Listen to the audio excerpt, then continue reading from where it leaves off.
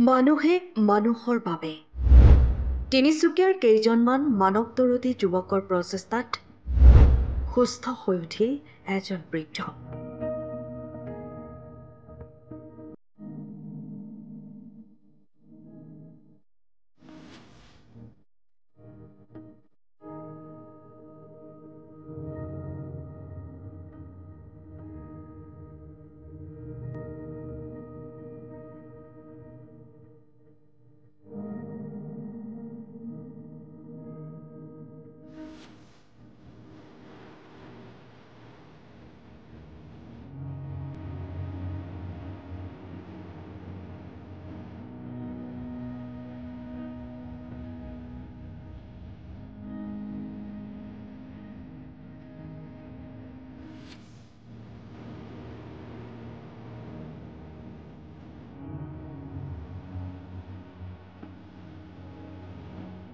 তিনিচুকীয়াৰ কেইজনমান মানৱদৰদী যুৱকৰ বাবেই এজন অসহায় ব্যক্তিক উদ্ধাৰ কৰি মানৱতাৰ পৰিচয় দাঙি ধৰে।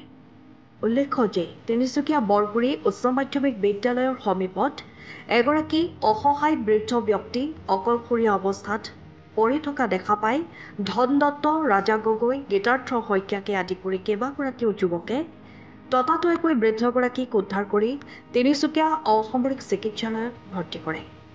লগতে মানৱদৰদী যুৱককেইজনে জানিবলৈ দিয়ে যে অসহায় ব্যক্তিগৰাকী সুস্থ হৈ উঠাৰ পিছতেই তেখেতক পৰিয়ালৰ হাতত গতাই দিয়াৰ ব্যৱস্থা কৰিব।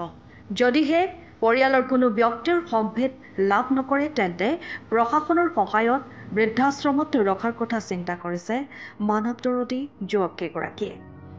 আনহাতে কোনো সদাশয় ব্যক্তিয়ে যদি উদ্ধাৰ কৰা বয়োজ্যেষ্ঠ ব্যক্তিগৰাকীক চিনি পায় তেন্তে পৰিয়ালৰ লোকক অতি শীঘ্ৰেই খবৰ দিবলৈ অনুৰোধ জনাইছে। আজি যোৱাকালি আমি খবৰ এটা পাইছিলোঁ। যোৱাকালি গাড়ী এখনে এই বৃদ্ধা মানুহজনক 70 বছৰীয়া বয়সৰ বৃদ্ধা মানুহজনক বৰগুৰি হাইস্কুলৰ সমীপত এই দোকানখনৰ একদম এই আপোনাৰ চিৰিখনতে বহুৱাই থৈ গুচি গ'ল। তাত তেখেতক ঘৰৰ পৰিয়ালে নে বেলেগ কোনোবাই তেখেতক থৈ গ'ল সেইটো আমি জানিব পৰা নাই। আমি আজি এজন আমাৰ সতীৰ্থ বন্ধুৱে ফোন কৰাৰ লগে লগে আমি আমাৰ ককোৱাতলি আৰু বৰগুৰি আমাৰ যুৱকসকল আমি ওলাই আহিছোঁ। এই নিশা বেলিকা আহি কিনে আমি আজি তেখেতক আমি চালোঁ, তেখেতক খোৱা বোৱা দিয়া। তাৰপিছত তেখেতে যিহেতু অসুস্থতা হৈ আছে সেইকাৰণে আমি 108ত ফোন কৰিছিলোঁ। 108ৰ এতিয়ালৈকে কিন্তু 108 আহি নাপালেহি। তাৰপিছতে আমাৰ সতীৰ্থ বন্ধু আমাৰ বন্ধু ৰাজা আছে, ৰাজা গগৈ আমাৰ চিভিলৰ এখন এম্বুলেঞ্চক ফোন কৰি এখন এম্বুলেঞ্চ যোগাৰ কৰিলে আৰু এম্বুলেঞ্চখনত এতিয়া আমি তেখেতক লৈ যাব ওলাইছোঁ। আৰু এই মানুহজনক আমি তেখেতৰ নাম সুধিছোঁ, তেখেতৰ নাম ক'ব পৰা নাই বা ক'ৰ হৈ তেখেতৰ সঠিক কথা তেখেতে ক'ব পৰা নাই। তেখেত হয়তো মানসিক খুব ভাৰাক্ৰান্ত হৈ আছে বুলি আমি অনুতাপ কৰিছোঁ, ভাবিছোঁ তেখেতে হয়তো মানসিকত দি আছে নেকি আমাক লাগিছে। কিন্তু তেখেতে কৈছে তেখেতে নামৰূপৰ কোন জেগা কাকতিবাৰী বুলি তেখেতে জেগাটো কৈছে, তেখেতে তাৰ পৰা আহিছোঁ বুলি কৈছে। আৰু আজি আমি এই মানুহজনক এতিয়া আমি আমাৰ যিখিনি সতীৰ্থ বন্ধুসকল আছে এইসকলে আমি সকলোৱে একলগ হৈ আমি বৰ্তমান চিভিল হস্পিটেললৈ এতিয়া লৈ যাম। তাৰপৰা তাত আমি ট্ৰিটমেণ্ট কৰাৰ পিছত তেখেতে যিহেতু অসুস্থ হৈ আছে তেখেতক আমি ট্ৰিটমেণ্ট দিয়াৰ পিছত আমি এখন বৃদ্ধা আশ্ৰমত আমি তেখেতক থোৱাৰ ব্যৱস্থা কৰিম।